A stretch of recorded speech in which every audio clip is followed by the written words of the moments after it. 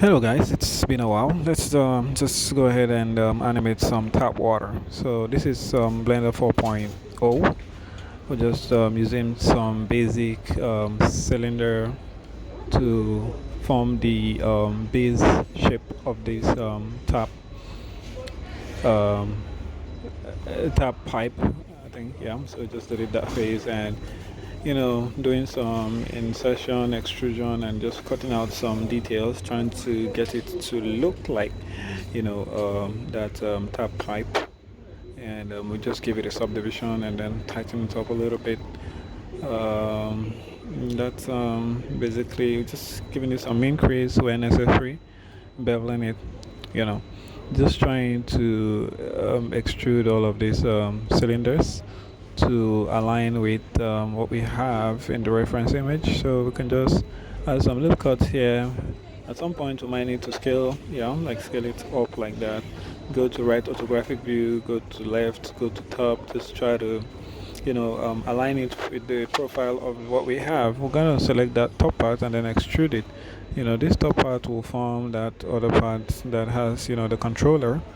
So we might go SZ0 to scale it flat on the Z axis, then Shift Alt S to like round it out like that, bevel that part, and just trying to give it a basic shape for a tap.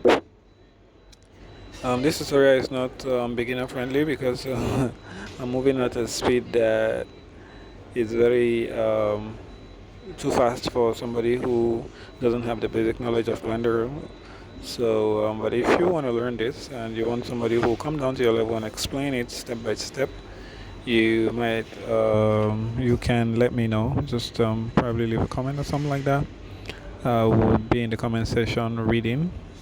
So if I see someone who needs help, who wants to, model this, I can come down to your level and try to explain it to you. But this is the speed I'm gonna go with today for the first time, actually, because all my tutorials are always very, very beginner friendly. But this is more of an advanced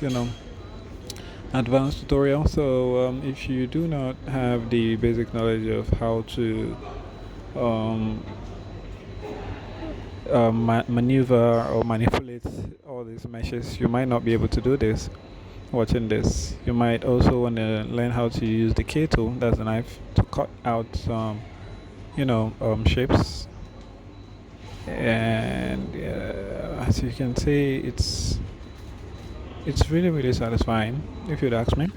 At some point you might need to join some vertices together or something like that. You might need to merge some by distance, or merge at center or something like that, but you guys get the whole point. And the main shape that I'm using for all of this is just cylinder. I don't think I've used a cube. It's just cylinder or circle, and that's all you're gonna need. Just make sure you place it correctly from all axes. Look at it from the top, from the left, from the right. Just make sure you place it correctly. Make sure you insert the left and the right at the same time, so you have even insertion, and then you'd have to extrude at some point and then bevel it as well. It's gonna help you too. Here I'm adding some loop cuts, yeah, and just trying to instead of doing it like this, there's something they call the share tool. I'm not going to use that one either. There's another one they call the spin tool. You can use the spin tool for this part. You can just, but the spin tool works with the orthographic view you're on. If you're on the front orthographic view, it's gonna spin from left to right. You could as well just do that as well. Just what I did there is I duplicated it and moved it down, and then I breached it and then just tweak the settings a little bit. All right, that works too. If you want to do that, fine. If you want to use the spin tool, it works magic as well. So it just depends on your personal preference at this point.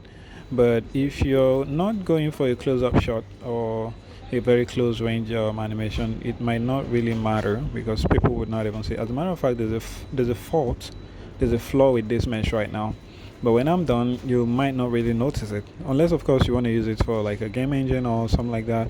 What I'm doing here is inserting and extruding, yeah. so we can get that profile of the tap's mouth. I think that's what we're doing here, and it's already looking good. When you put in a subdivision surface modifier, you would have to add in some loop cuts so that you can tighten it up a little bit. Here we're just basically modeling the water and trying to make it look like it's coming out of the tap. And this one would have its own material, obviously. So its material, it's going to be transparent like water material, and we'll probably use some displacement on it. So when you use those displacements, it makes it look like it's running, like the water is running from the tap. You understand? So it's basically you're going to be faking a whole lot of things here. You're going to be making it look like what it is, but it's actually not like that. It's just a mesh. As you can see, obviously, it's just a cylinder that is, edited somehow. Like I inserted some, extruded some, and at this point I just gave it the displacement modifier, and the instancing object is this that empty. Now we're going to go to the graph editor and give it some noise modifier, add some other modifiers that's going to make it shaky. You get it? And it's a whole lot. Like inside the noise modifier, you're gonna inside the graph editor, you're gonna use the noise modifier there, and some other modifiers which I won't be covering here. I'm just showing you guys like a walkthrough of how I did this, and of course I also use a shape key. That's why you see the water coming out and going back in. I just use a basic cylinder at first, then I use shape key to just kind of add all of that. And here is I think the material part. This material part is just a basic noise texture that is used here with a color ramp, just to kind of give it that grungy old metallic golden material. You get.